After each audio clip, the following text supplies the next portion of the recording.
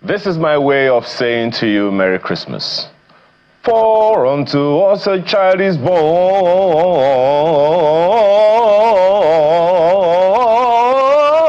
unto us a son is given. Well, I just want you to know that I'm a member of a choir, you know, and I learned this a long time ago. So, Merry Christmas and a beautiful day to all of you. December 25 it is. I hope I got all my notes right so my music director doesn't come for me and say, "Guy, you disgraced us on public TV." Good morning and welcome to the program.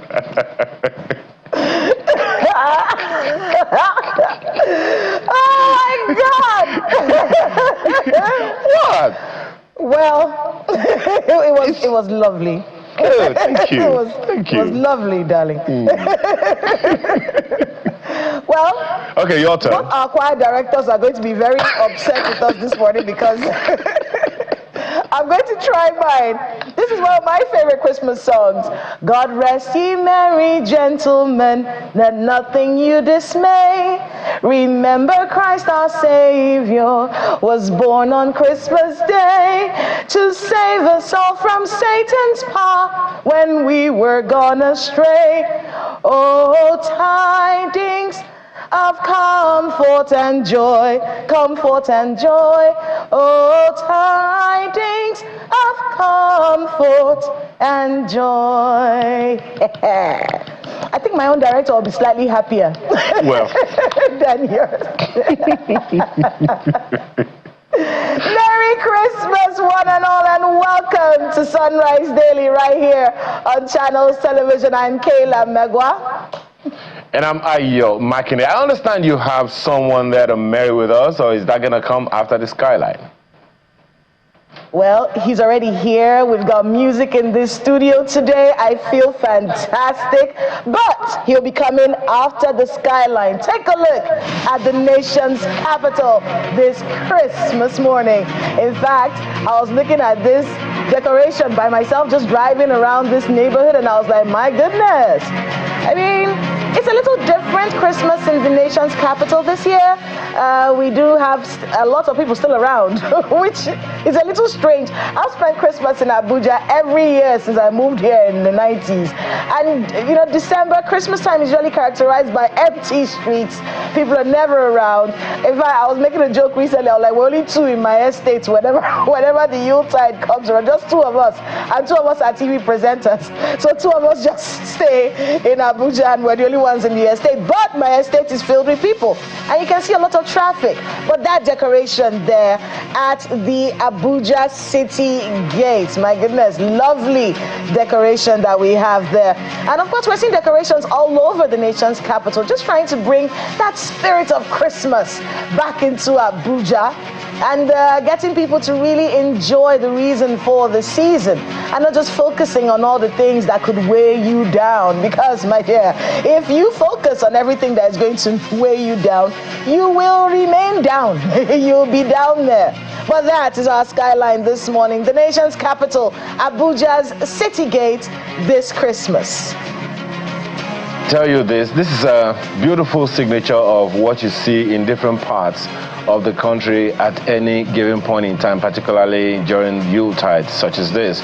And if you pervade Lagos, if you drive around Lagos, you'll see pretty much the same story. In different parts of the city, one of the most iconic in the city is that of somewhere on Victoria Island, at Jose Adepogun to be precise, and a number of other places have sprung up with such innovative and a colorful display of joy and fun to welcome the city, to welcome the season. This is the City Gate of Abuja in the night. Of course, you can tell why we decided to bring it to you in the night, because you won't see this beauty in the morning, will you? It's a beautiful one, and please just continue to enjoy. I know it's one of those sites that you just want to be quiet and enjoy it. But we're not alone in the studio today. It is Christmas. Where are you? Are you home? Are you at church? Have you got family around? Do you have loved ones around? Whatever it is that you are doing this morning, join us as we welcome our friend Marvy Tunes. Hi, Marvy. Good morning. Morning, Merry Christmas to you. So before we came on air, Marvy has been playing in the background. I've been listening to him in the waiting room. Play us something this Christmas, Marvy.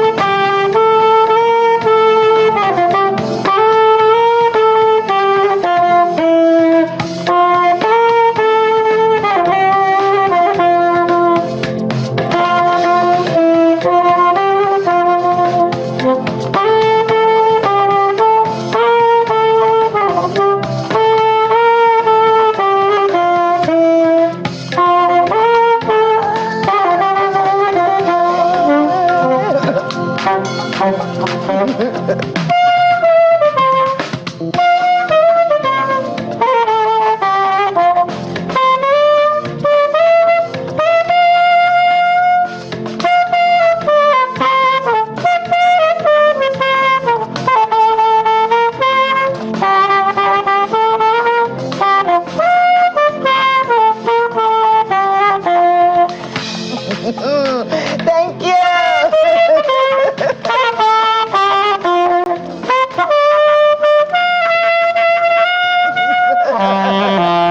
Thank you. Thank you so much.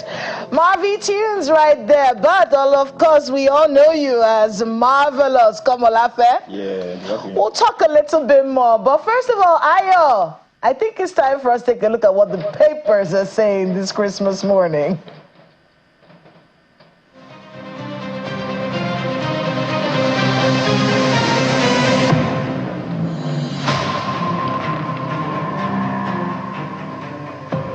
This Nigerian newspaper is our first pick. Christmas, we're on path of restoration, says Tinubu.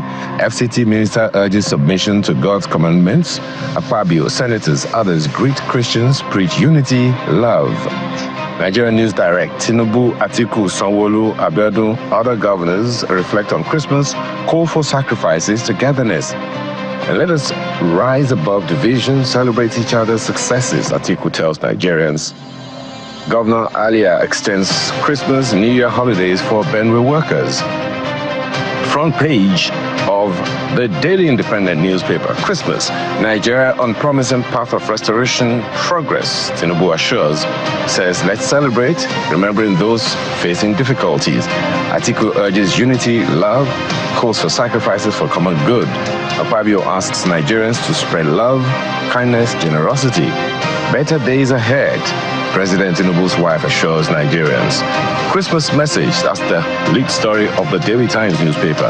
Nigeria on path of progress, according to Tinubu, calls for unity, kindness, renewed hope for Nigeria. Offers free train services, subsidized transport for Christmas travelers nationwide. Front page of Blueprint newspaper. Nigeria on promising path of restoration, Tinubu assures at Christmas.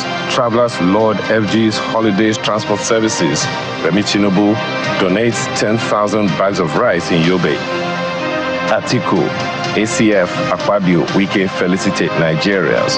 The front page of New Telegraph. Nigerians will enjoy further fuel price reduction in 2025. That's coming from Ipman. The story you'll find on pages 2 and 7 says price war, beauty of deregulation, international crude oil prices rise. The details you'll find on the inside pages of the paper today. AA sanctions 5 airlines for violating passengers' rights. The story is on page 4 of the paper this morning. Look on the front page of the Vanguard newspaper. Telecom sector gasps for breath as travails mount. Look at the riders. And look at the riders. Foreign investments plunged by 87% in Q3 24. USSD debt jumps above 250 billion naira. Leading telcos report mounting losses. Attacks on telcos facilities deter progress. Industry shutdown looms without tariff review. Operators warn. The details you'll find on the inside pages of the paper. Business Day. Here are top-rated Nollywood films of 2024. Which is yours? The details you'll find on the front page of the Business Day newspaper. It continues on the inside pages of the paper this morning. And these are the papers we have for you today.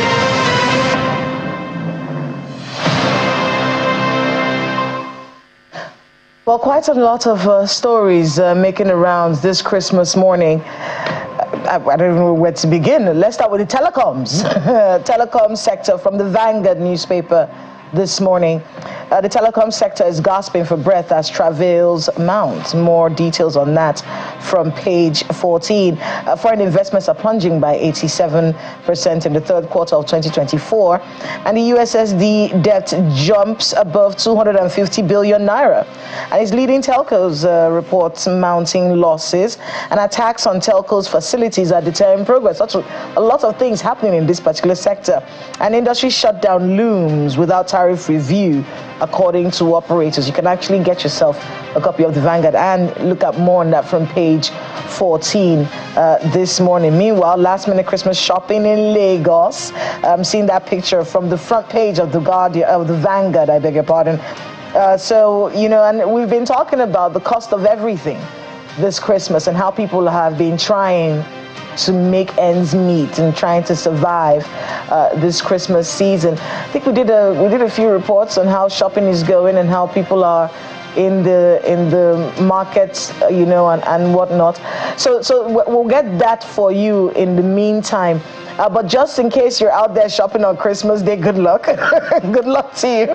I don't know how you're gonna make it work, but you know, it's been a very hard December for a lot of Nigerians trying to be able to survive. And Someone made a joke recently and said inflation is the Grinch that is trying to steal Christmas. But we will not allow Christmas to be stolen, all right? Live within your means, do what you can within your budget, and celebrate with your friends and loved ones. That's actually all it is. And remember to pray. This is, Jesus is the reason for this season. And for everyone who's not a Christian, join us in the celebration. It's the Yuletide. And of course, ties also to the end of the year. So please, try to be safe. Try to live within your means. If you can't afford chicken, eat some fish. You know, just make sure you're within your budget. Don't go all out and then hurt yourself and have yourself to blame when the 365 days of January roll around the corner.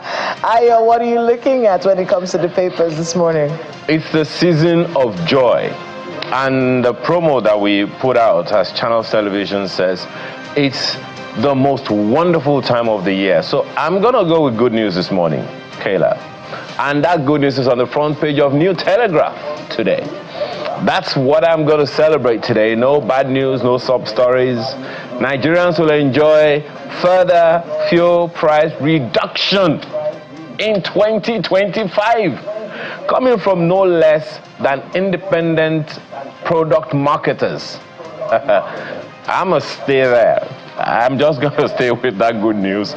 And of course, their basis is that, you know, since the price war, so to speak, as you put it, has led to the reduction of prices of petroleum products, especially fuel, because of the beauty of deregulation, that with what has started, it's something that hopefully will be sustained over time. Can you hear me? So for me, that's what I'm going to celebrate this morning, Kayla. It's the only thing I'm looking at.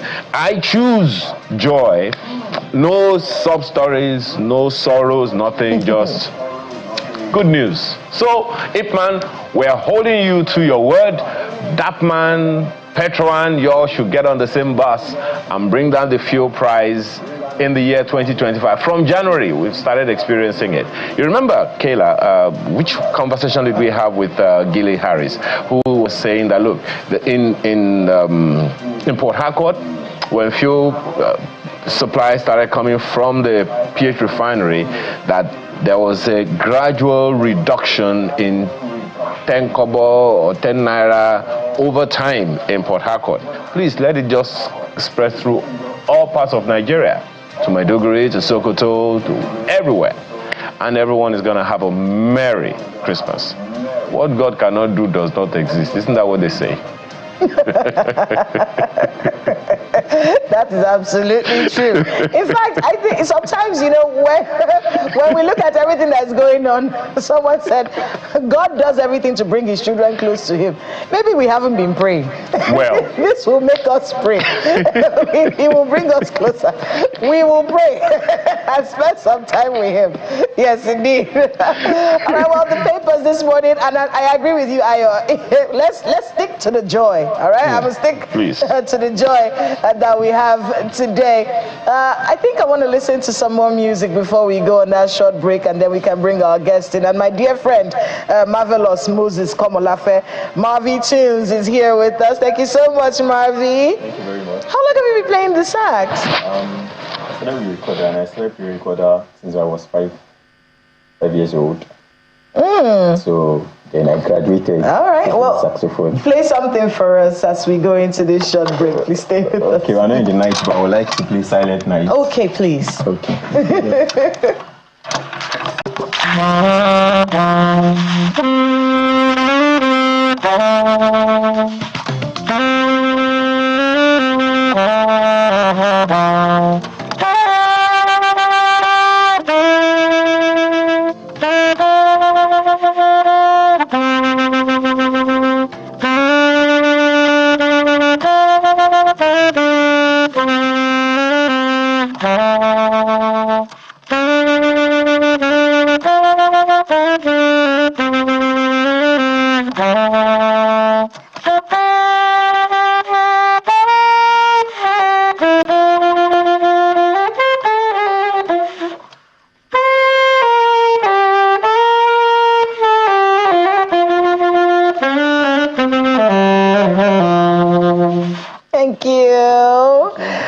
a short break. When we come back, we've got more music, more conversation right here on Sunrise Daily this beautiful Christmas morning. Stay with us.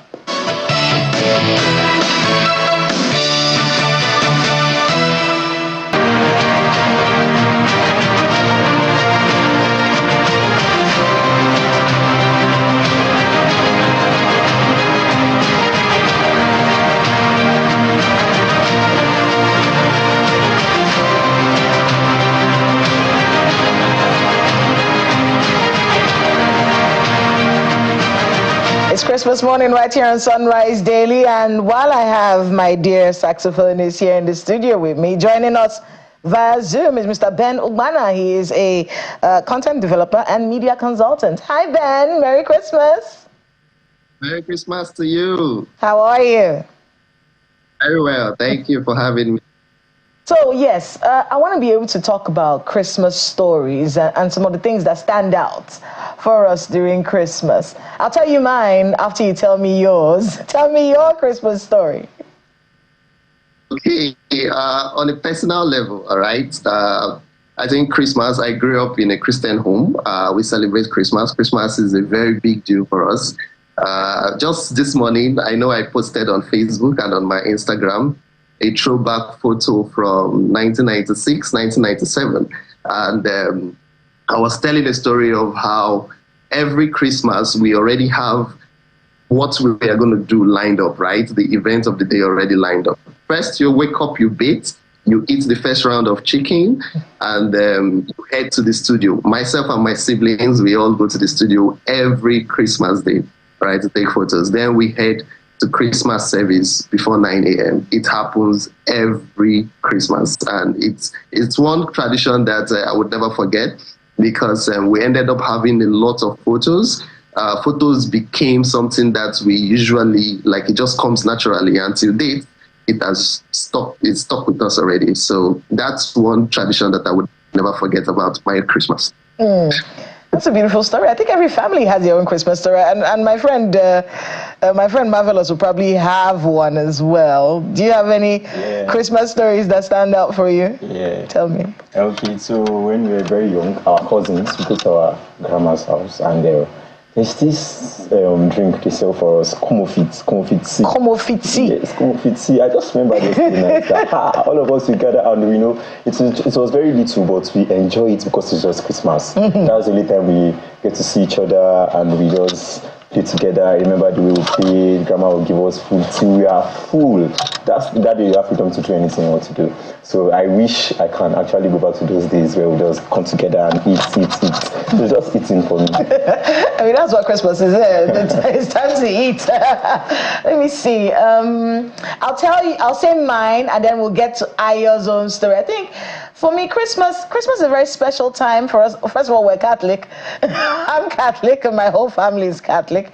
And whether we celebrated Christmas in Abuja or in where I'm from, it's always one thing that we do. It starts on the 24th. We go for Christmas Eve service. And remember, if you're Catholic, you know that Christmas is one of the holy days of obligation, so we actually have to go for confession first, make sure that you're in a state of grace. And then we start from the Christmas Eve service. After the Christmas Eve service, we go home and then get ready for Christmas morning service. And then after Christmas morning service, the cooking begins. Then it's a day of feasting, receiving visitors, and then there's a segment of the day that I didn't like. One part, at some point, we would have to send food to everybody, especially if we're nowhere. We have to send food to every house in our locality. And usually, I didn't like that bit because we always had to carry cooler and be going everywhere. So that food distribution, community living, and then if you're in Imo State, the masquerades will come out, and then they'll go from house to house, they'll be singing, and then we'll dance with them, give them some money, and that's just the festivities. And then ultimately, it culminates in a party in the evening. And especially in where there would have a lovely party in the evening, and then everyone decides what they're going to do with their nights, because you also have to be in church the next morning for Boxing Day service. So that was what Christmas was like for me growing up. Ayo, what was it like for you? One thing that I remember the most is my mom. okay, let me let me go back to Christmas Eve, like you. You had to do drama in the Baptist church. You just had to do drama. I mean, you went to church in the evening of Christmas Eve just for drama. I mean, there is no, you had to do drama Christmas. I'm sure that Ben, you can relate in a way to that one. You just had to go to church for that drama, Christmas Eve drama.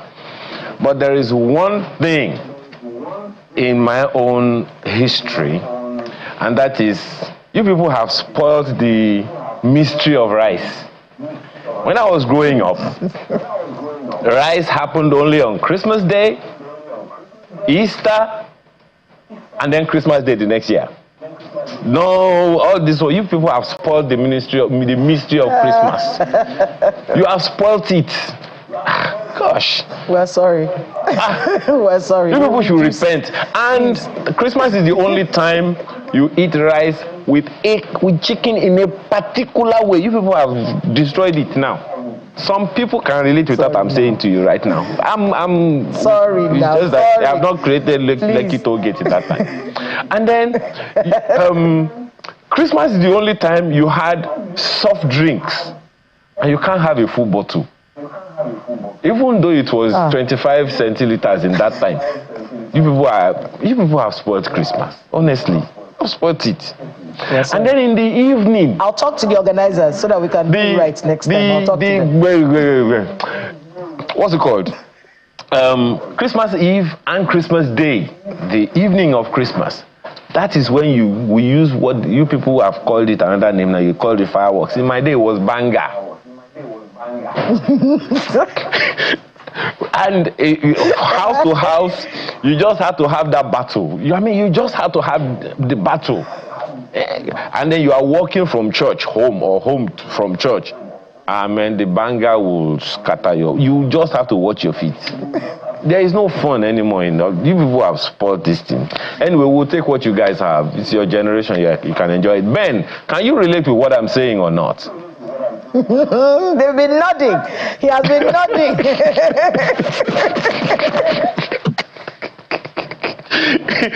Go ahead, Ben. I can relate. Uh-huh. I know that of December, right? Anger, you have kids, people who are walking past to church, the Catholics who are going to church on the 24th, they would have to be careful when they are coming back, because some of us will be blowing, banger. It's beautiful for us. And then the food, like every other person has mentioned, like these are just Christmas. These are things that we grew up with. And I would not agree with you that these things are done or have stopped. No, it's still there. It's still, we still have it in different homes and in different streets. And I must say that Christmas is still Christmas. It's just that you have grown beyond the age where you were enjoying those other things. People are still enjoying those same things even today. I must say that. All right. Well, Ben, sorry, beg your pardon. Marvelous. I don't know how Christmas was when you started playing sax at age 5, but it's just one of those things. Perhaps one of the things that I enjoyed the most, Kayla, about Christmas was the mystery of it. The joy of it, the fun of it, the fact that that's the only time when I was growing up, you are Yoruba from your name. So you will know the kind of clothes they call bambe. You will grow into that kind of cloth. What was it like for you growing up?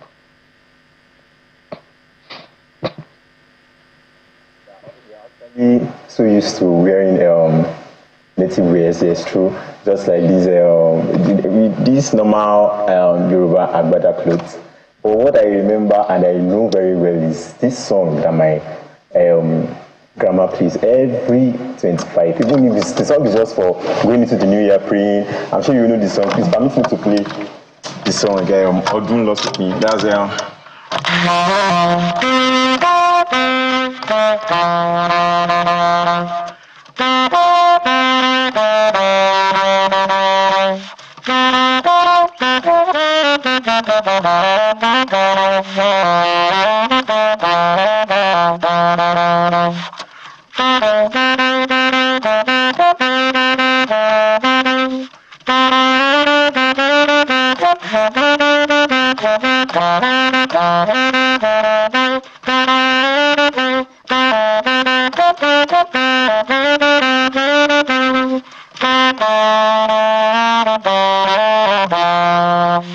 Once we hear that song like this, oh, we know that it's Christmas and New Year time. So that's the memory I have every time that it's Christmas time.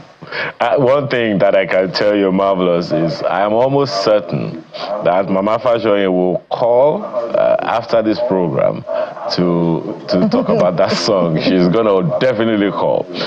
She was actually on air with us on Sunrise, Saturday edition, Kayla, about 2 years ago to sing this very song. Yeah. Marvelous just did. She sang the song live on Channels Television here. But you know... what's... Ayo? Yeah. Can you sing the song for me? You the tip. Don't let my choir director come after me. Why are you like this? Why do you want to take the magic out of Christmas? Okay, wait. I will tell you Sing what the this song... thing Wait. For me and then tell me the meaning. Be coming down. The song is an end-of-year song, not a Christmas song. Mm-hmm. It says, the year is going to an end, God. God, keep us. What will make us cry, let it not happen to us. That's what the song says. And Marvelous is right. On a particular radio station in this city of Lagos, on December 1, that song goes live. Meaning you people should start preparing for Christmas. Simple as that. But I will send the song to you after. Don't come and don't let my choir director come after me.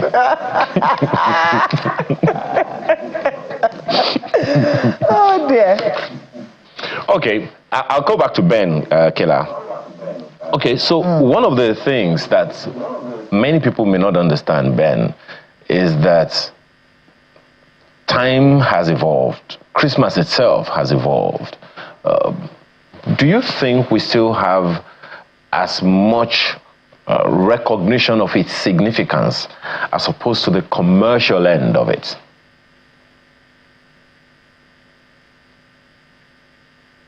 Okay, so the significance of Christmas, I understand that different people have different views about Christmas.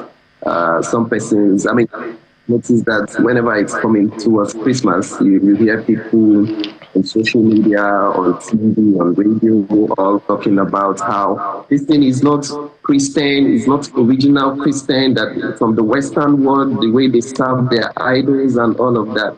The truth is, I usually just say, if everybody is celebrating whoever they are worshiping, right? I don't think it's supposed to be a bad thing if Christians also decide to worship, their Savior on that particular day called Christmas.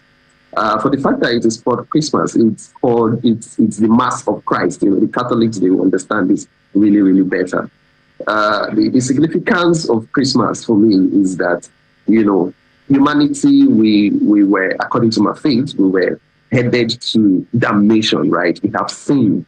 And there was nobody that could rescue us from that sin. There was nobody that could save us from that sin. All right. But God himself, having loved us so much, needed someone to pay for that sin. And whoever that is going to pay would be of pure blood, would be without sin. All right. And who else if not God himself? So God himself came in the flesh, right, to die for humanity. So whoever believes in that action of God would be saved. That's the significance for me. So Christ, came in the flesh to pay for the sins of men. That's quite significant for me. And now, how significant is it for you also that many dignitaries in the country, the president, some governors, president of the Senate, everyone is also preaching love and kindness at this time when, looking at what I'm trying as much as possible not to go into the sub stories because I want to stay with joy today. Well, how significant is it that everyone is talking about love and encouragement, even though things are not looking in the direction of what is being preached? How do you see it amounting to much in the hearts of people that the leaders of the country at various levels are preaching love and kindness and patience at this time?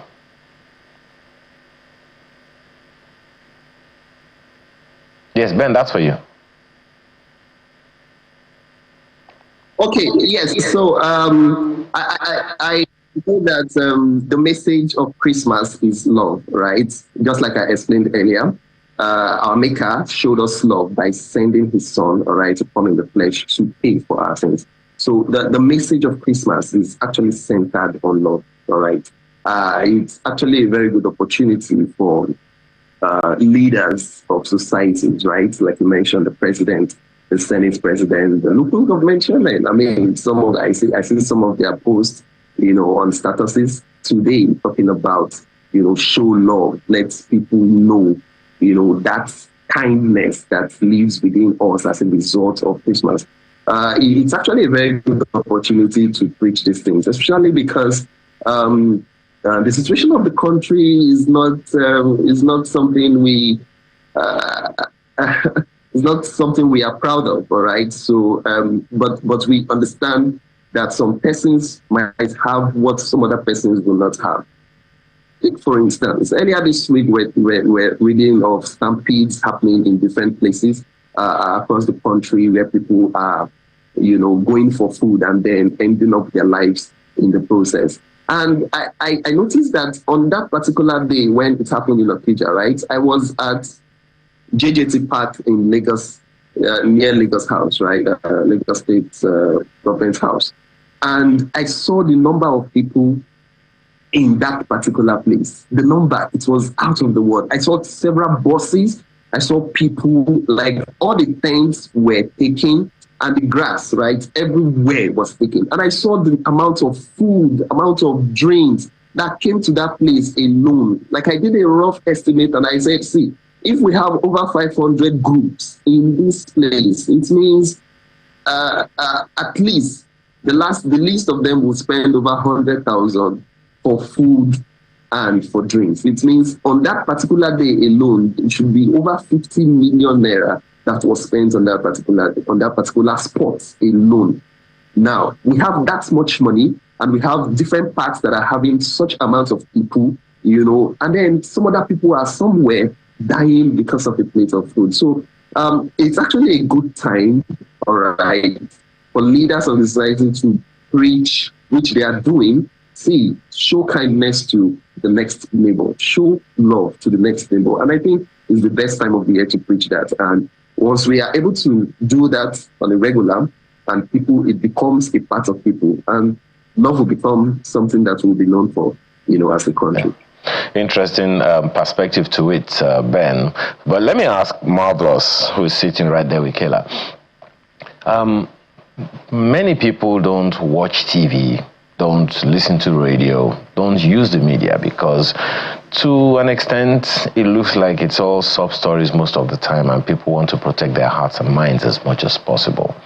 Now, speak to young people like yourself and myself, thank you very much. Speak to young people who think, what do you think people should be looking at right now? What would be your admonition to them? Many people have lost hope, yet we are told to have hope. Many people would probably say they are incapable of loving, yet they must show love. Many people go to the markets to buy stuff, and prices are hiked by the people who are selling it.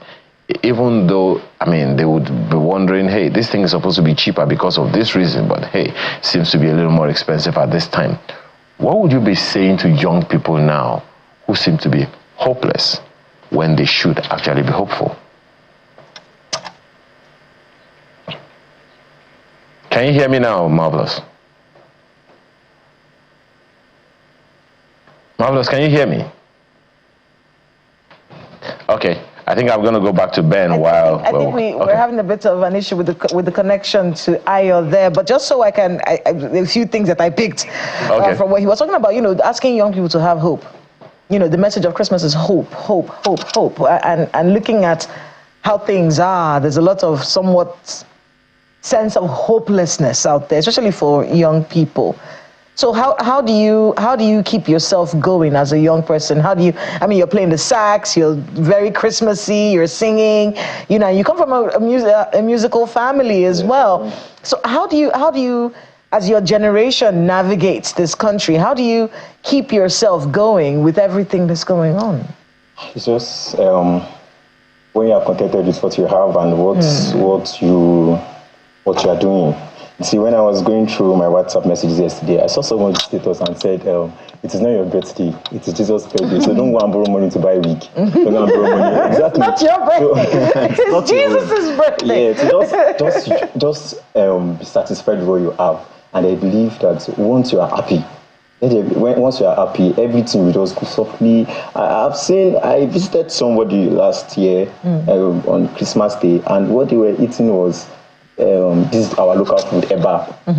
I was first shocked because I felt like, it's jollof rice now, it's just fried rice, where's the chicken, where's this, whatever. But my mom told me, and she preached to me and said, do you know, I like this family because they did not say because it is Christmas Day, they want to go and buy this and buy this and buy this. So people gave up on not having a lot during Christmas, and I feel like it's very wrong. What you have, just celebrate. It's just a normal day. At least on your own birthday, when you don't have money, what do?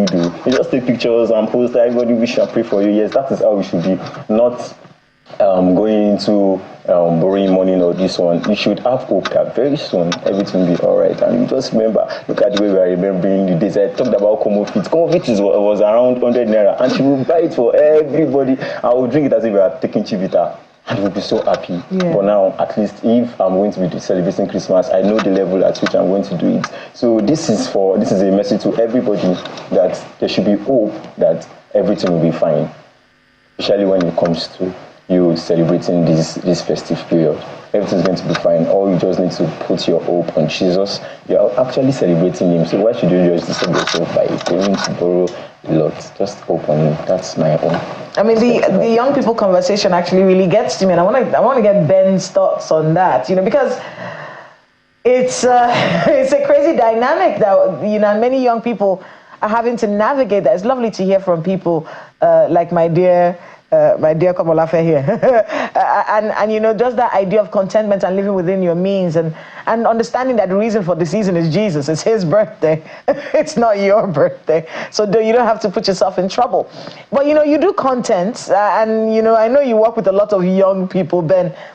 How do you think because with everything we're hearing, I don't want to do any doom and gloom today, like Ayo said, but how do young people position themselves for the country that we're in? How do they continue to have a sense of joy, especially this Christmas, with this message of hope? How do they keep that alive with everything going on? Well, I like how I guess in the studio said it, contentment. It's quite hard, right, for young people of today, and that's because of social media, like you mentioned, content and all of that. Everybody wants to be seen, everybody wants to be heard, everybody wants to show that, hey, the way the world is going, I'm also, involved. Your enjoyment, I'm also enjoying. I mean, I'm going to tell a story. I noticed over time, like very recently, okay, because on Saturdays or during weekends, people usually go for party. You see things like Saturdays are for party, Saturdays are for reunion, Saturdays are for, and I've noticed over time how some young people, right, they would bring up, post pictures of, previous Saturdays or even previous years. They would just post it just to feel just to feel that, hey, I'm also involved in this Saturday thing. I didn't stay in my house and then, not do anything. I also went out. So you would just see people bring old photos and say Saturdays are for weddings. And they'd be like, I know this wedding. This wedding happened some time ago. So it's a lot of pressure on young people, a whole lot of pressure. You would agree with me that social media, that part of social media is actually something that we should really look into as young people. We don't have to impress anybody. Like he mentioned, Christmas is not even yours. It's about the birth of Christ, and it's our Savior. So you don't let yourself fall into that pressure where you want to prove a point to your peer, you want to prove a point to people who are, the little things.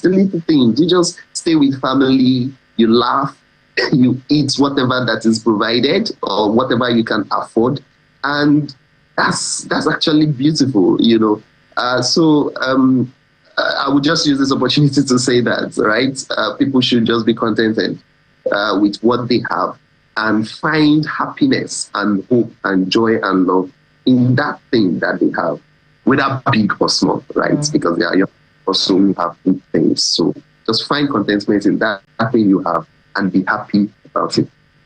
That's Christmas. Finding happiness in that thing that you have. I want to listen to some more music. I want to hear some more music from you. But just before you play us out, that happiness and the joy of Christmas.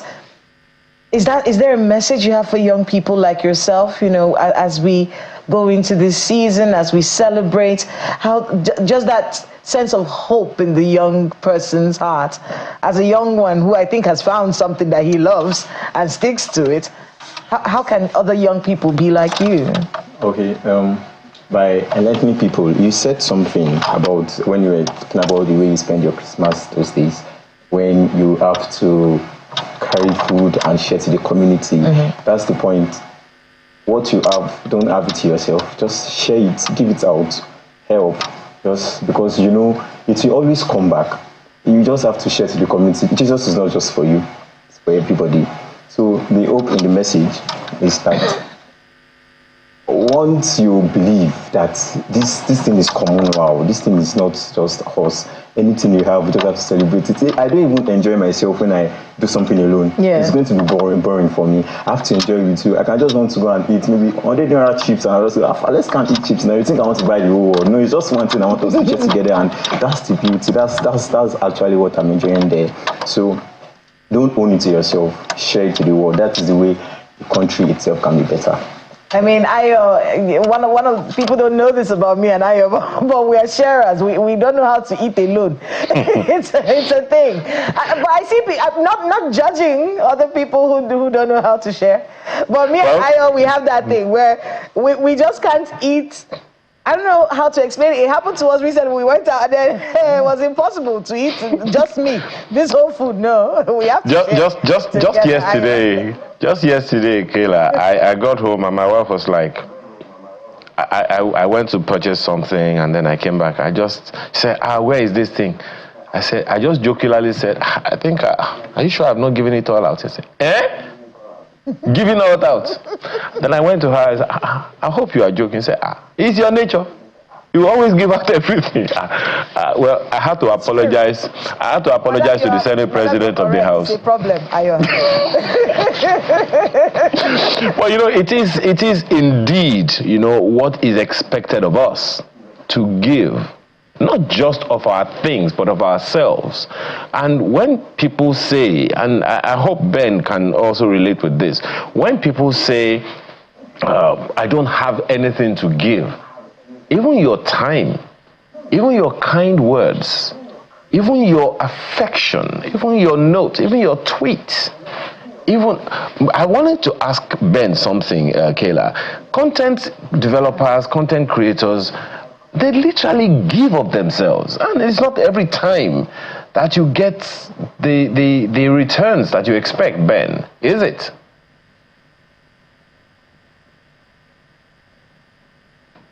Is Ben still with us?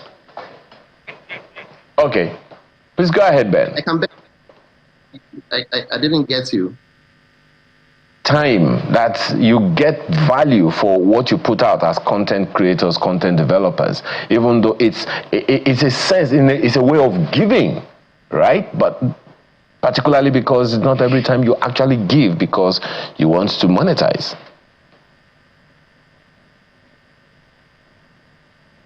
I'm so sorry. Would the Abuja station ask the question? Okay. Well, Kayla, you have to help me out here. I mean, I don't know. Okay, I hope you can hear me, Ben. What we're talking about is content creating, which is something that is in your purview. It's a way of giving, isn't it? It's a way you're giving of yourself. You're giving your time to people. Do you usually get the kind of returns that you want from it, or do you just give and give and give and hope that it touches the world in some way? Well, okay, so different people started content creation for different reasons. I've worked with a lot of persons before now. Some persons just do it for the fun of it, and then the money came, right? And some other persons joined the industry because there is money in there. So different people, different reasons. But generally speaking, right? I mean, there was a time that I had troubles with my cortisol level, right? And what really helped me was, get into content, just watch people, because these people just make you laugh. These people just, show you a different perspective of something you actually believe in or something you already know. They just tweak it a bit and, act it out, and it just makes everyone happy. And that's something about content creation. That industry is very huge. Even Christmas like this, we've gotten tons of content that is around Christmas, just to make people get in the mood of Christmas, just to make people understand the point of it, just to help people see, like all of these things we're talking about, sharing, helping your neighbor, and ensuring that you join people to enjoy the festival to the best of your ability. Some of these things and all of these things have been acted out by these content creators. And so truly, in one hand, which is the bigger hand, they are giving, or we are giving, to the society, helping happiness to continue. And then in the other hand, of course, the money comes because content creation is a massive industry. I kid you not, it's a massive industry. And there are earnings on a monthly basis, and yet, so you give and you take. That's how it works. Giving and taking. Well, as we wrap up, I think it will be time for Business Morning in a bit, but I want to hear some music before we go into Business Morning. So I'm going to have to say goodbye to you, Mr. Ben. Thank you so much for being with us on the program, and have a very, very Merry Christmas. Thank you. Enjoy yourself too. Thank you so much. Marvelous. We will be right back. All right. So we have Business Morning. Laddie is in the studio. He'll be with you shortly. But please, Marvelous, play us away.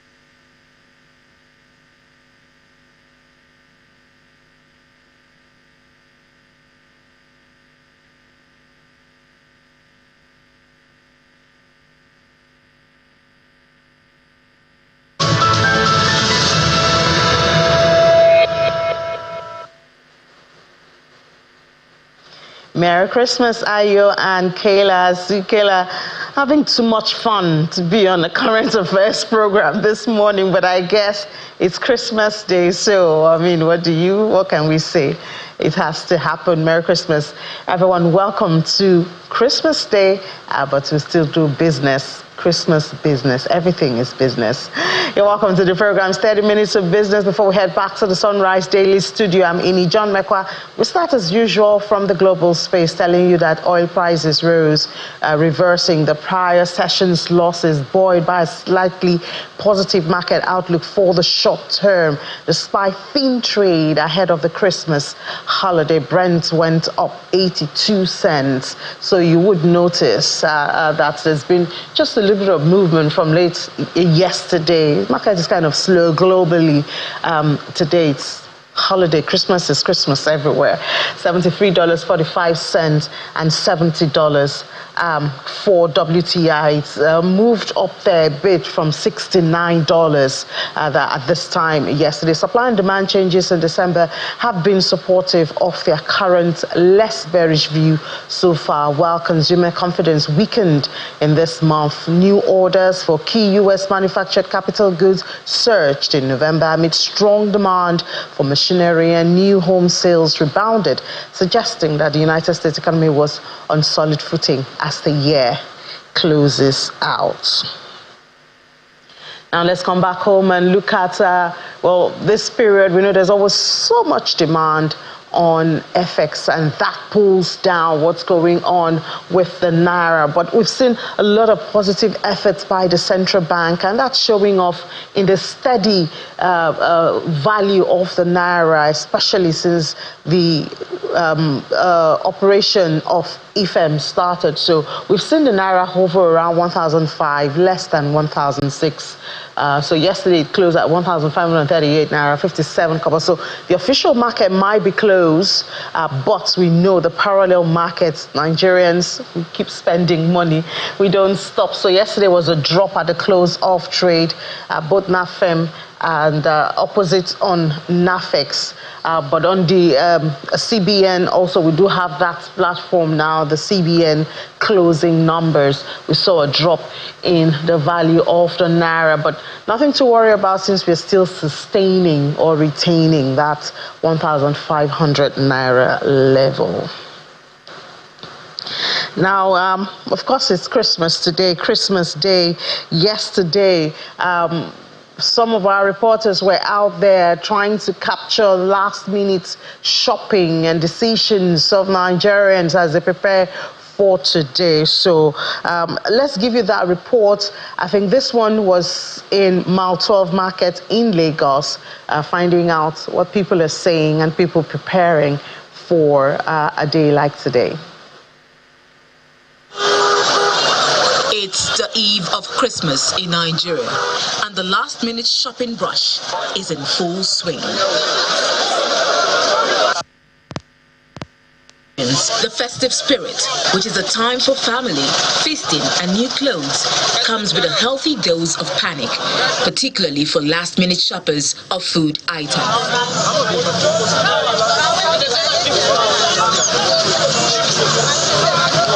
Here at the popular Mile 12 Market, which is described as the perishable food hub of West Africa, this vibrant marketplace is a one-stop shop for culinary needs, from various types of fresh tuber yams to spices and poultry, as no Christmas celebration is complete without a feast.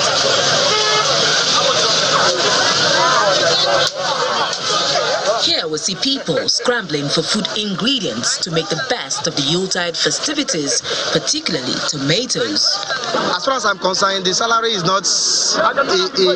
nothing to write home about. But as far as Nigeria is concerned, people don't depend on salary now. Let me tell you the gospel truth. I work, but I also do other work that in order to make it up. The salary is nothing to write home about. So we are just managing ourselves for now.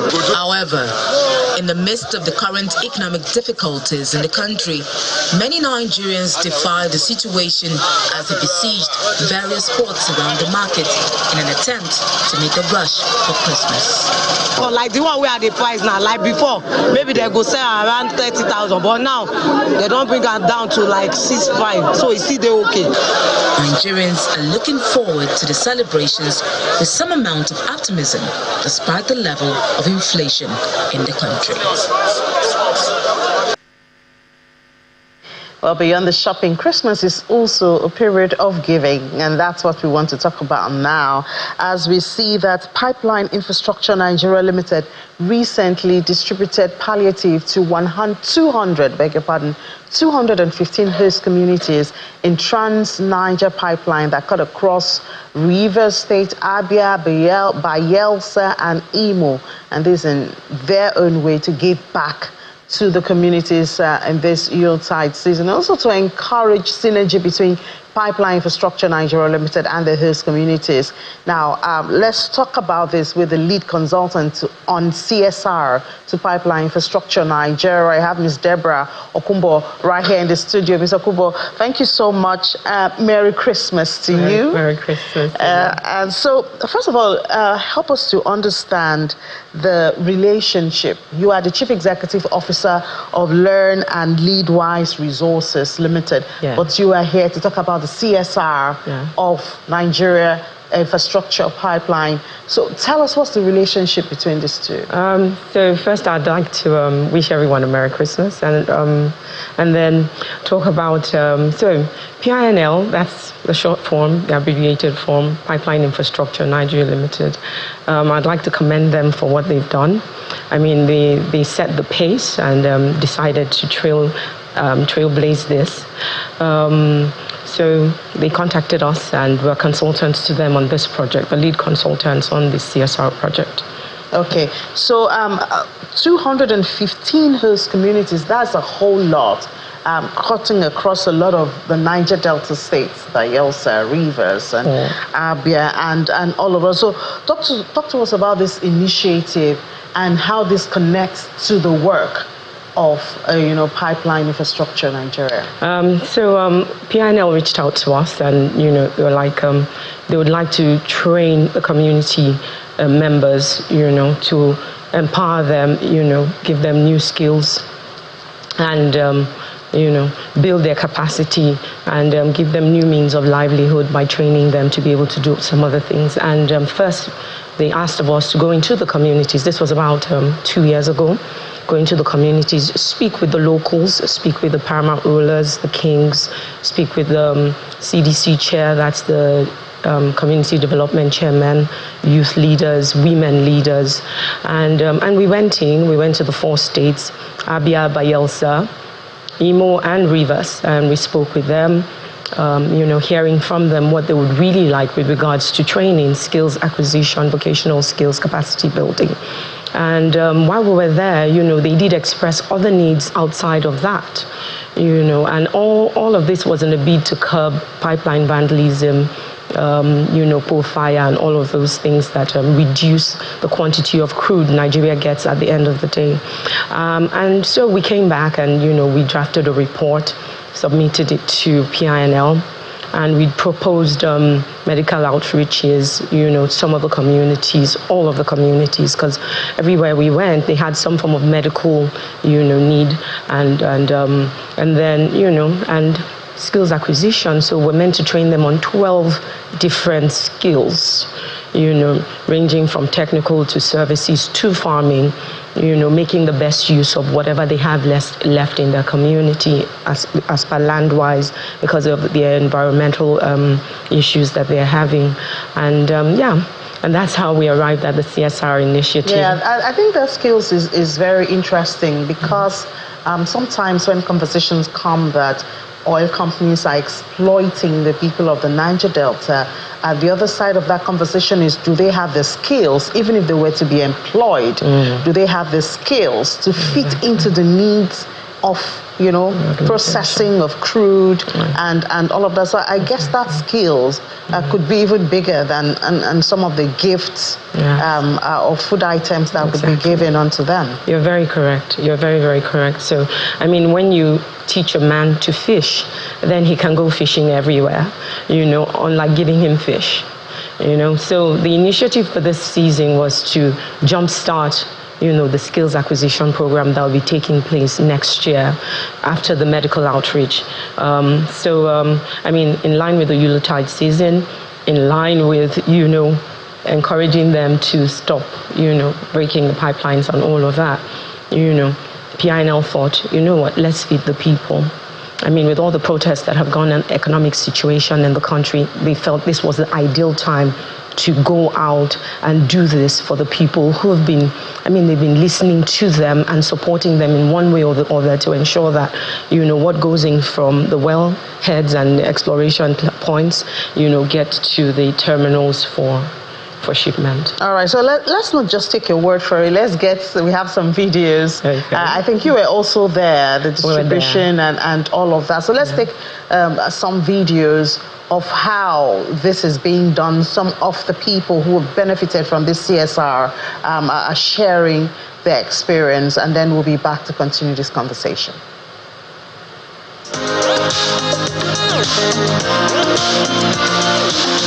We came here on behalf of the communities to thank them for such gesture, and we continue to reassure them that we will do our best in making sure that the oil pipelines have been highly protected to the best of our ability.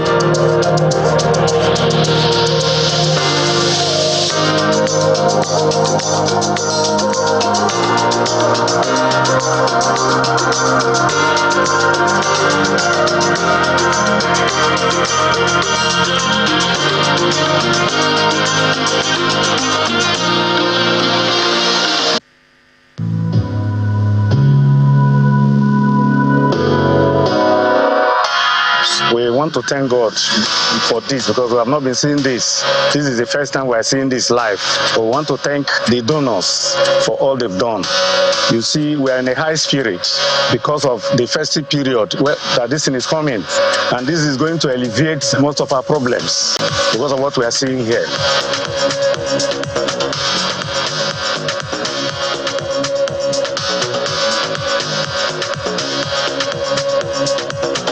On behalf of Pipeline Infrastructure Nigeria Limited, we hereby present these palliatives to our host communities, to the glory of God. In Jesus' name. Hip, hip, hip. Hip, hip, hip. Hip, hip, hip. Well, that's one effort by PINL, Pipeline Infrastructure Nigeria Limited, their effort to try to work with host communities to, among other things, curb pipeline vandalism. And we have a representative of their CSR right here in the studio. Mr. Kubo, thank you so much once again for being here. So before we took those videos, we were talking about the medical outreach, which is one of the CSR that's, you're leading PINL for. So by the first quarter of next year, we'll be going around the communities as well. For the palliatives distribution, we set up 6 centers where we reached out to the 215 communities out of. So we set up a center in Imo, a center in Abia, and then one center in Yenagoa where we served 52 host communities. They have the largest group of communities, and then 3 in Rivers. And that's the same, plan we're going to execute for the medical outreach as well. We'll have 6 posts, 2 on the outskirts, Abia, Imo, Bayelsa, and then 3 in Rivers as well, to attend to all the host communities. We've done letters to the primary health care in these. Oh, you're working states with the primary health care. Yes. I was going to ask you, what facilities are you setting up to be able to cater for this number of people? Of communities? So we've had meetings with River State Health Authorities. We've informed them they need us to write in, and we're doing that already. Same with the Bayelsa. We've sat with the ES, for primary health care. So it's best to use their centers, in case there are more serious medical issues. We're on ground, they're on ground to attend to those issues and all of that. So we'll be running that sometime first quarter next year. For how long? So it's going to be for 2 weeks. 2 to 3 weeks. Isn't that short?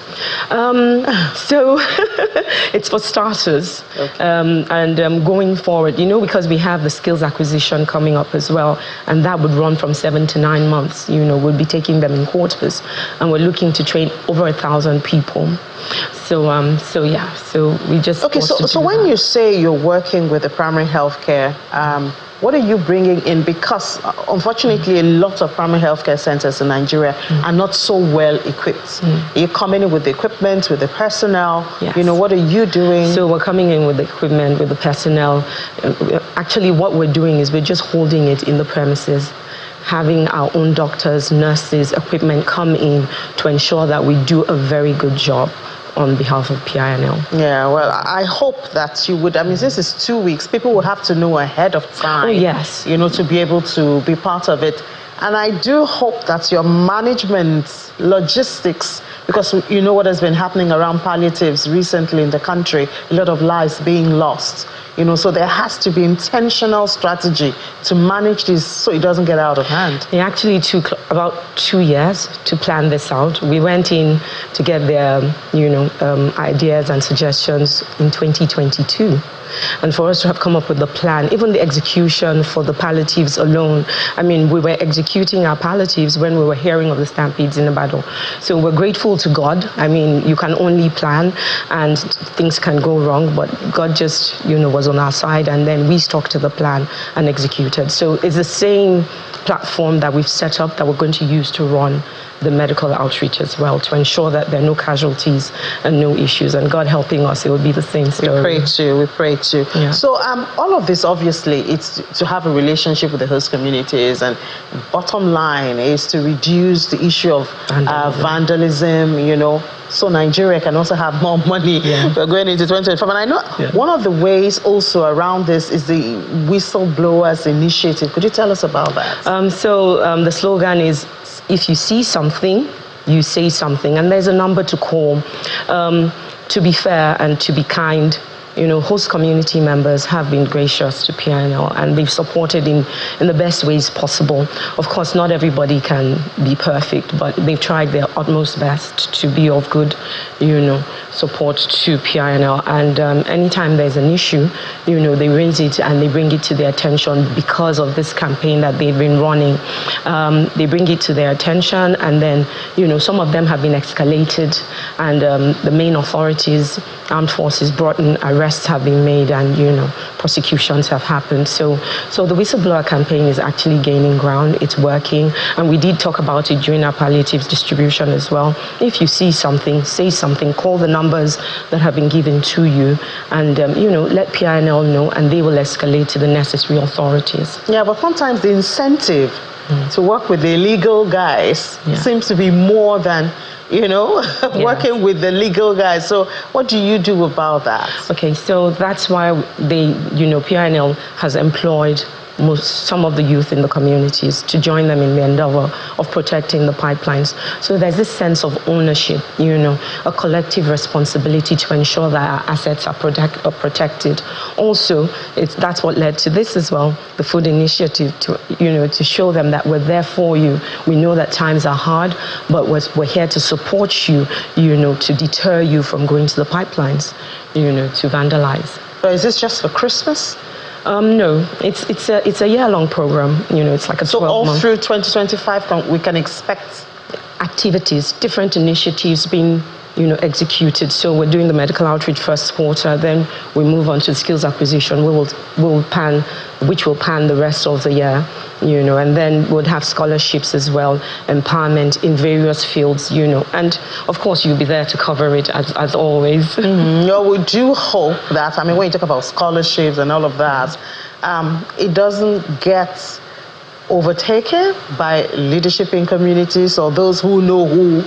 You know what I'm trying to say? Transparency in the implementation is also very important. So PINL has community contractors. Those are the ones on ground in the communities, and they know what's going on in there. So the way we've designed it is that we have nominations from, of course, the key people, nominations from ex-agitators, and nominations from the community members themselves. For the palliatives, because some people were worried about it, we did make sure that the whole community, all community members knew that food was coming to them. So you hold your leaders accountable to ensure that you get your own portion. And that's the same approach we're taking for the other ones as well. All right, just before we get your final word, let's take the other videos. I think you were in one of them. I did see you giving out those palliatives. Let's take some of those videos of what PINL is doing, and then we'll have our concluding moments right here.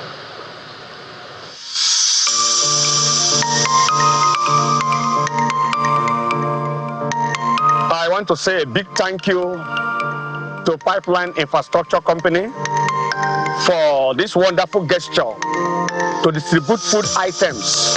This is not the first time Before now, they've collected funds to train our people in different skills, and also they are also giving some stipends monthly to communities and leaderships. I'll tell the truth that I'm happy for what is happening today.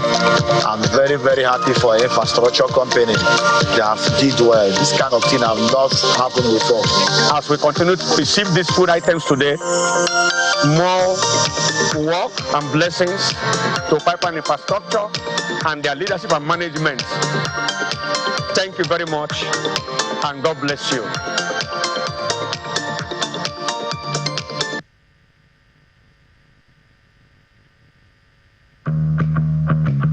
So in 2022, they gave us the mandate to go around the host communities and speak to some of the majesties and paramount rulers to hear what they would want for their communities. We went around the 4 states, Abia, Bayelsa, Imo, and Rivers, meeting different traditional rulers, getting their opinions on it. And they came up with a list of things from PINL to the communities here. They would like to say a big thank you for your support so far, for the opportunity to work together to ensure that the pipelines are protected. I want to thank the PINL. We want to thank them for taking care of us in the community. We have seen a lot of things that we have never seen before. Well, that's it, hearing from the beneficiaries of that. So what's your final word to the people, to the government, ahead of your plans that you're supposed to implement next year? I think collaboration is the word here. You know, partnering with the communities, giving them that sense of ownership, you know, getting their buy-in, hearing from them, you know, how you can support them, and then telling them what you need back from them. That would ensure that, you know, things run smoothly. And that's the approach PINL has used so far, and they've gained a lot, you know, back in return, where we have 100% from one end of the pipeline to the next end of the pipeline. It's just involving, partnering with host communities, getting them more involved, and not, you know, being too far from them, you know, relate with them. They're humans as well, and you know, and you know, they're ready to talk, you know. So yeah, so that's it really. And all right, and I guess other corporates should also, you know, follow suit. Oh yeah. I mean, it's for the good of the country. Yeah. Everyone, thank you so much. Chief Executive Officer of Learn and Lead Wise Resources Limited, leading the CSR for PINL. Thank you. All right, now, so we're back here in channels away from PINL. And, you know, we did start that series reviewing 2024. The first one was on the economy. Yesterday was looking at the power, energy, oil and gas, all of that, we know. Major factor driving prices, inflation or no inflation. And we've had some exciting news in that oil and gas sector recently. The reduction of PMS prices. I'm sure a lot of Nigerians did not think they would see the day when PMS price will be reduced in the country. Well, we have it. It's less than 1,000 naira mostly, you know. But let's take that report by our energy correspondent, Olu Phillips. The Nigerian energy sector in the last 20 months have remained active, mixed with sweeping reforms, public outrage over some of those, increased public awareness, engagement, and diverse commentaries. In terms of reforms, President Bola Ahmed Tinubu hit the ground running, as the popular cliche says. That reform was running straight into people's pockets, creating straight-run queues at fuel stations for months unabating. But the reformer maintained that the quinine was necessary for the malaria caused by years of untreated subsidy regime. The first subsidy is gone. In case you nurse any ambition of some review or change in the policy to stop trillions spent on subsidizing petrol, President Bola Ahmed Tinubu just yesterday had this to say. There's no way out that you give out fuel and allow all the entire neighboring countries as Father Christmas. I don't have any regret whatsoever removing the subsidy. Although Nigerians may be buying the product above 1,000 naira to the litre, the country has not been left without an alternative, which is the compressed natural gas fuel, which marks out at 200 per standard cubic meter. That too has serious adoption issues owing to initial cost of combustion and safety concerns, but it is a viable option. The initial capital outlay may seem high, but in the long run, gas is a much cheaper source of fuel, and you will see your overhead begin to go down. Then came all the good, bad, and ugly scenarios that played out following the start of the Dangote refinery, the pricing issues, the eventual clarification by the NNPCL on its support for the plant as against public sentiments. Again, the president intervened when in July 2024, he offered lifeline to Dangote refinery, requesting NNPC to sell crude to them in Naira. Perhaps the biggest addition to the game regarding the downstream oil sector is the return to stream of the old Port Harcourt refinery after decades of epileptic operations. Are we really on our way to be net exporter of petroleum products?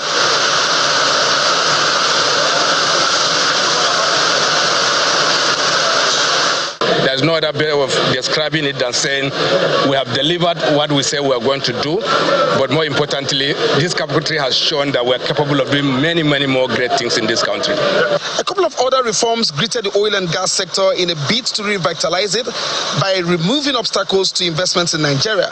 President Bola Ahmed Tinubu on 6th of March 2024 signed an executive policy directive tagged the directives. 1. Oil and Gas Companies Tax Incentive Exemption and Remission Order 2024, Presidential Directive on Reduction of Petroleum Sector Contracting Costs and Timelines 2024, and the Local Content Compliance Requirements 2024. Some of the outcomes can be seen in the recent Nigeria's first deep-water oil project in over a decade. Shell took an FID on Bonga North in December 2024. In June 2024, NNPCL Total Energies joint venture announced a $550 million FID on Ubeta field development. From the upstream regulator, NUPRC, comes 3 major interventions.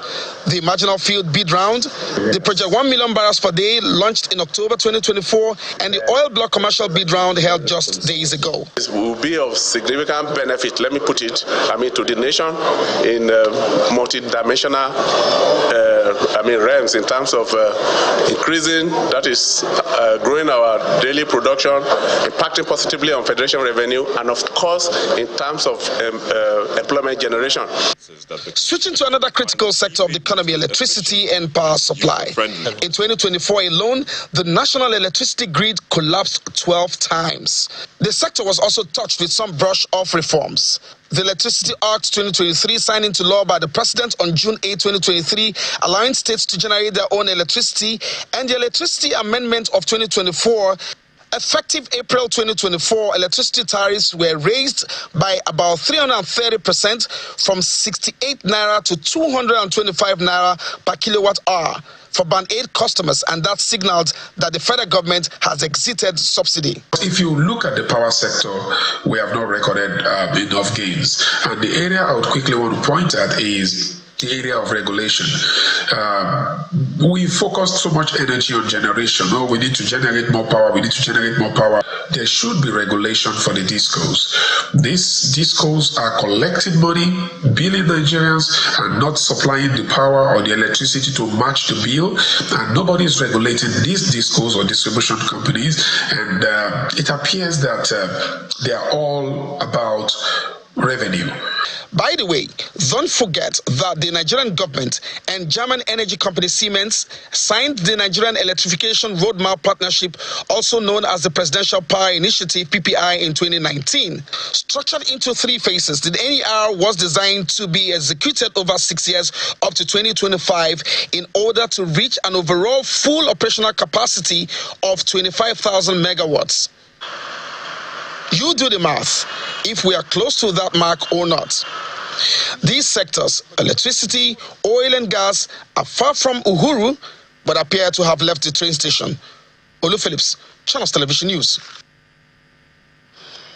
Well, have they really left the train station? As Olu said there, you do the math, and I'm sure your pockets will give you the answer. So that's it, food for thought for you as you celebrate Christmas and look ahead to 2025. Perhaps we're making some progress. The president says that these sacrifices were really necessary. Well, I hand you over now to Sunrise Daily Studio with Ayo and Kayla as they continue their fun on this Christmas Day. I wish you a very Merry Christmas. But I'll see you again at 1 p.m. We'll do 55 minutes of business on Christmas Day. I'm Ini John Mekwa.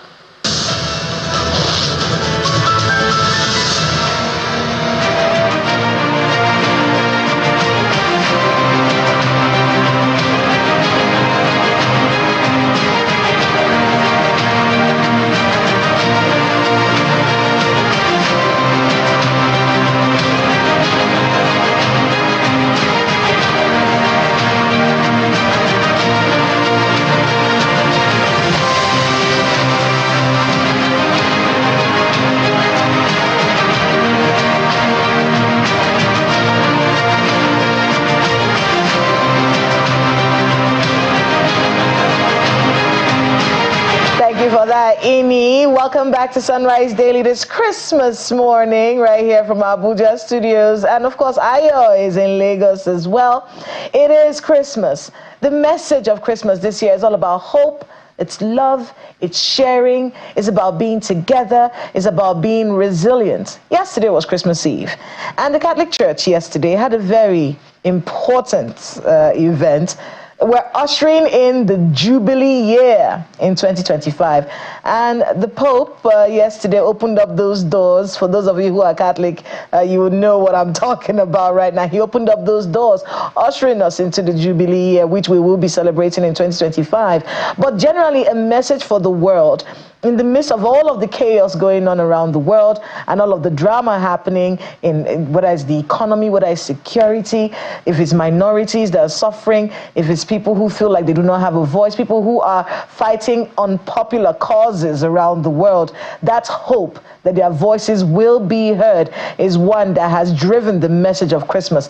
And joining us to have the conversation about the plans this Christmas and the mood we should be taking into the next year is the Bishop of the Zaria Diocese, Most Reverend Father Kabila Daboh. Thank you so much for joining us on the program, Father. Thank you for having me. So talk to us a little bit about Zaria right now. What's the Christmas celebration? Is there a celebration going on? What's it like in Zaria right now? Yeah, thank you very much. First of all, I wish to thank you for having me and to wish you a Merry Christmas. And to also say that Zaria Diocese at the moment, we are bubbling very well with the spirit of Christmas. And it is interesting to know that it is not only the Christians who are celebrating, we are celebrating together with our Muslim brothers and sisters. And in one of the parishes this morning, the Muslim community came to cut a cake in the name of Christmas. So they joined the Christian community to cut the cake of Christmas. And so I can say to you, Zaria is on top of the celebration and trying to assure people that, yes, Christ has really been born for us and to us. That's a very important message. Christ born to us, for us, and to us. Hope lives. God is Emmanuel. He is God with us. And he talked about, I'm referring, of course, to Pope Francis yesterday when he talked about, you know, even if our hearts are as poor as the manger, he is going to be with us. God is with us as we celebrate the Christmas. Can you talk to us a little bit about the congregation, at least the diocese in Zaria, with all of these complaints going on around the place about the difficulties in living and security situation in the Northwest, which is where you are located? What's the mood with the people there, and how are they keeping hope alive this Yuletide? Yeah, thank you, Chingwe. And the interesting thing about it is that there is so much exaggeration about the life in not only in Zaria, but in northern Nigeria. you will realize that some people find it difficult to come to northern Nigeria, and to be particular to Zaria, because they feel there is so much insecurity. I can assure you that a lot has been exaggerated by the social media. We are living fine in Zaria. There is peace, there is tranquility, a beautiful relationship between the Christian community and the Muslim community. Yes, there are some pockets of insecurity in soft spots, and that is to say in the outskirts of Zaria. But the Zaria metropolis is very peaceful, and I can assure you it's a place to be, because the people are lively, the people are welcoming, the people are homely, and we are a people of hope. And to be honest with you, the idea is Christmas has brought into us one kind of a lively atmosphere, that yes, it is at a time to celebrate the birth of our Lord Jesus Christ. So the atmosphere is tranquil, the people are happy, people are going about with their normal Christmas celebration. And I can tell you that by 1 o'clock, I'll be celebrating Christmas with the children of my diocese. That is something that I miss. I miss celebrating Christmas with you. I do miss that celebration, you know, where you get all the children together. But I'm sure we'll be watching it somewhere. Just before I toss the conversation to Ayo in Lagos, talk to us a little bit about the message this Christmas, especially you are Bishop of the Zaria Diocese. What's the message this Christmas for all of the people in your diocese? Yeah, I released my Christmas message yesterday, and I'm sure some of the media outlets are having my Christmas message now. But my message is centered on hope, because Jesus Christ himself has come to give us hope. Historically, when the Israelites fell short of the glory of God, the prophet Isaiah had to reassure them that there is a kind of a new dawn, that they should not get despair, they should not get discouraged, that there is hope coming. And the person Isaiah was referring to was the Lord Jesus Christ. And Jesus has come with that hope, and we have been given that hope. We have been reassured that despite the difficulties politically, economically, and otherwise, we still have that hope that is always there for us.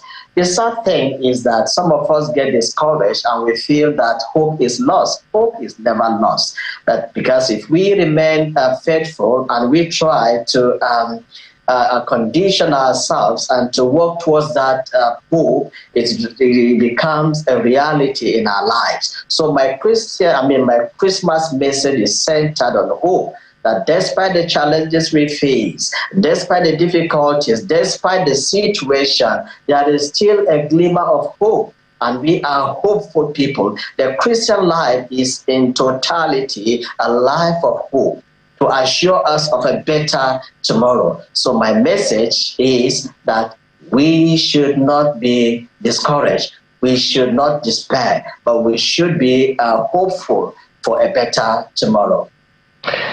You know, Reverend, one of the things that I would want to ask you straight up is from something that Kayla said earlier, when she said it's a season of giving. And many times we're talking to people to give. The people who have to receive, can we spare a thought for them? Some of them would rather not be in that situation. Some of them would rather be the ones giving, but it just so happens that they are the ones that have to receive now. Some are in hospital. We go to them with supplies and all of those things. Some are in prisons. Take a message of hope to them. Some are in environment, situations, circumstances that they would rather not be in. Many times when people go to give them things, a few of them feel the cringe, not because they don't need those things, but because of the displeasure of having to be the one on that side. What would you like to say to them now if they were listening to you? I'm sorry, Ayo. I didn't get that. The reception was terrible. I couldn't hear what you said, Ayo. Oh, okay. Can you hear me a little better now? Yeah, couldn't get you, Ayo. But can you hear me now? I wish you could hear me, if you can just confirm that, because many times the giver is the one we're talking to, and we're asking everyone who can hear to give. But then those who are receiving, sometimes a few of them want to be the ones also giving, but they are on the receiving side, and it's not a good place to be.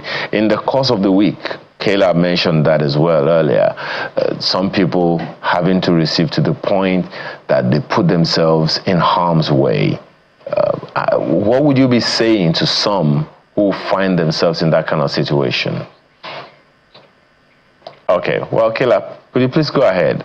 I think there's a bit of a challenge with connection. Yeah, I'm gonna see if I can reiterate it as much as possible. Bishop, what we're trying to look at is those who are on the receiving end of all of the giving. We say this is the season of giving. So sometimes we look at the giver, we forget about the receivers. And many of them want to be out of the situation where they are the ones constantly receiving, and how can they get to where they are actually the givers this Yuletide? What do you have to say to people who are in that situation this Yuletide? Yes, Kayla. Normally we say there is joy in giving than in receiving. And by that, it simply encourages the giver to give more. But the receiver should also have a duty to say, look, I shouldn't be constantly receiving. I should also have the capacity and the willpower to give other people. One of our popes would say that nobody is so rich that he has nothing to suffer. Nobody should be so poor that he has nothing to give. In other words, even as a receiver, you have the capacity to also give something to somebody. It is good for us to realize the importance of giving, and that especially during this season, it is a season of sharing with the less privileged, a season of trying to identify with those who do not have anything. But for those that are classified to be those who do not have, the less fortunate in the society, they also have something to give. Their presence in the society encourages others to assist them, but they also have the capacity to help other people. And how can that be? Help is not just material. Help could be by also praying for the giver. If the giver has given you something and you utter some words of blessing, God bless you. It's a huge prayer. And so you have given back a little of what you have received. So the person who receives prays back. He wishes you well. He encourages you that what you have given is not something to say, just taking it and just remain like that. He prays for you. But even at that, somebody who has received could also help other people, because if you receive something from somebody, you have the capacity to also relate a bit of what you have received to another person.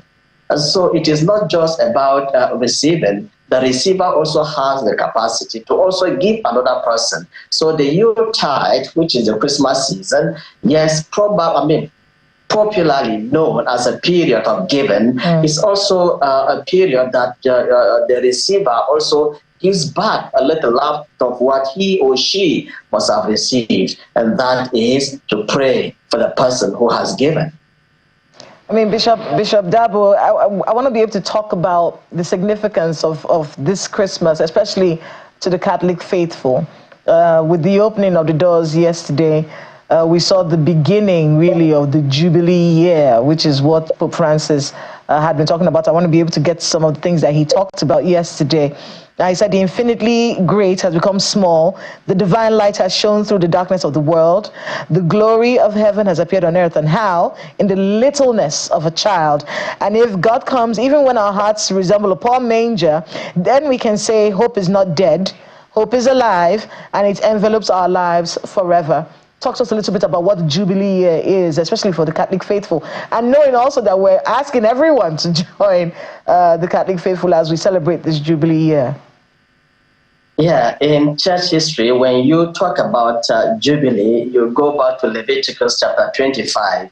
And there we are encouraged to know it is a season or a time of forgiveness, a time of reconciliation, a time of blessing, a time of looking back, and a time of planning for the future. Those who had the opportunity to see the opening of the doors last night by Pope Francis, it was a beautiful encounter. And the message that Pope Francis was given was simply to say that, yes, light has come into the world. Light has come to illuminate all those dark places in our world, and not only in the world, but even in our own selves. There may be some dark spots in our own lives as human beings, things we will prefer to do in the dark, lives that do not give glory to God, lives that do not bring success to the society. But then the light of Jesus Christ has come to make those dark spots, to brighten those dark spots. The presence of Jesus is to ensure or to make people to understand, yes, he has come, not for himself, but for humanity, to make humanity realize that he has come to bring light, that he himself is light, because he says, I am the light of the world. In other words, Pope Francis was saying that hope is never death. No. And that hope is seen in the little baby of Nazareth, the one that was born in Bethlehem. And that is Jesus. And so he comes to give us that hope, to make us realize that the Jubilee of hope that we are entering into is a reassurance of Jesus' presence in the whole world. That despite the challenges, the political instability we are experiencing in the whole world, the economic turmoil, and all the difficulties, there is still that hope. There is still that tiny voice still calling us to realize that there is a glimmer of hope. We should not be discouraged. And so this Jubilee of hope is to encourage humanity to know that even if all seems to be bad, no, there is still that hope. There is still that little chance for us to cling up to, and that is Jesus Christ himself, who is the light of the world. Bishop Kabila, let's talk a little bit about religious leaders around the world, especially in the Christian faith. In what way, what roles can they play in this resuscitation of hope that we're walking into as we leave 2024 behind and walk into 2025? What role do you see religious leaders playing in bringing that hope to the people of the world, especially to the Nigerian person? Yes, thank you, Kayla. You see, those who are Nigerians will know that we have not really found it easy. Of course, we know what happened when our president, Ahmed Bola Tinubu, took over. I will always say this, that yes, to have taken subsidy, he had a good intention, but for me, it was applied on a very wrong note, that you need to have prepared the people before that was taken away. And I also know recently he made some statement during his media chat that he has no regret over taking away subsidy. That is his own opinion. But those who are suffering are aware of what is happening. And it is at this point that the religious leaders should come out forcefully to assure the people of that hope. That even if our president having a good intention to say he has no regrets over what happened, that hope that is being carried to the people by the religious leaders will make our people to realize that it is not only reliance on the subsidy that will give us any better way of living, but then we also have our individual roles to play in making life better, not only for us, but for other people. That the religious leaders have a duty to preach hope, to preach love, to preach humility. And when we love, when we are humble, and when we are hopeful, then the people we minister to will know that it is important to keep hope alive. And I want to assure you, Kayla, that religious leaders today are aware of the need to sustain discussions on hope.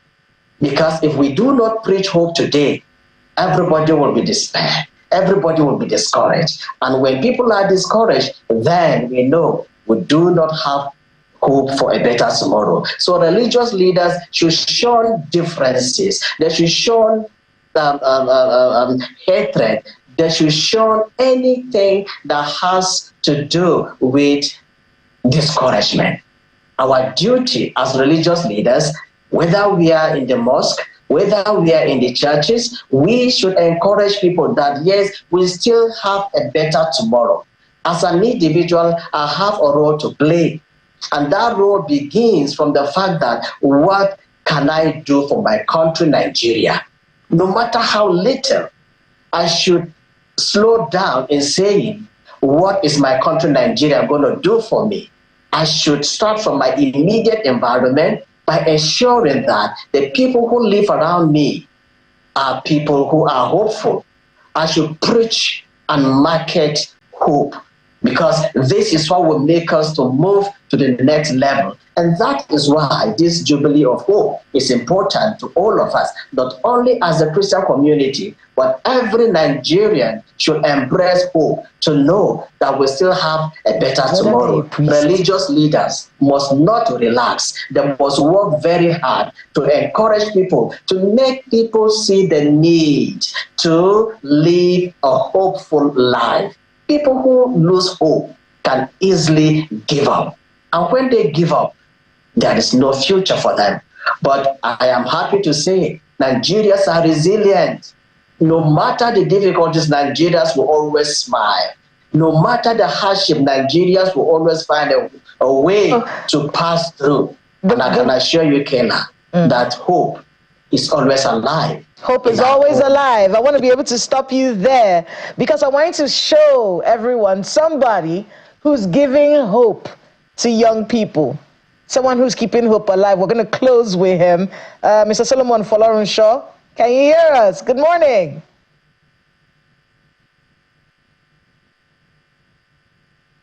I need you to unmute. I can't hear you because you're muted. You need to unmute so we can hear your voice, Mr. Folorunsho.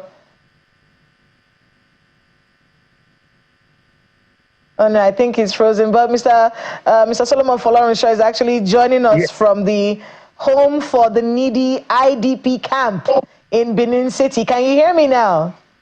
Yes, I hear you loud and clear. Good morning. Good morning. Good Merry morning, Christmas. everyone. Can I see my children? Oh, they were here waiting since, and they did some video recording and went back to go and cook their Christmas food. They have gone to cook? Yes. So I think I hear that we got some recording of the children. So I think we have a silent film or some kind of recording of the children singing. But I'd like to hear from you about the kind of work that you're doing in that place. Thank you. Thank you. We also thank you for supporting us, and we are very happy for the great results that are coming out from the little thing we started just a few years ago. We are seeing big things coming out of it. Thank you so much, channels.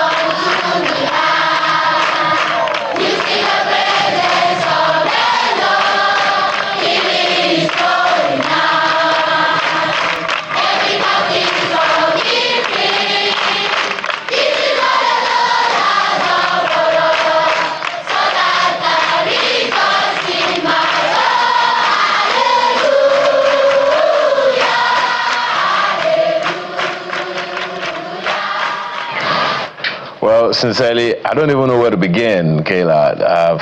I know that, time we're literally out of time now. I really wish I could take on some of those questions that I usually would want to take up with them. But hey, Kayla, this is where we are now. This is how we find ourselves. And it is such a joy to see that, first of all, the children are very, very grateful. They are very joyous. You can see that it's everything coming from them is genuine.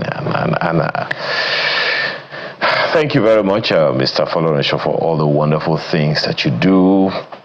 He is the founder, Home for the Needy in Benin City, as you have seen, and greater strides most certainly coming up. And I don't know, Kayla. Anyway, let's leave you to have fun and the rest of your wonderful day. I'm Ayo Makinde. To have a beautiful Christmas ahead.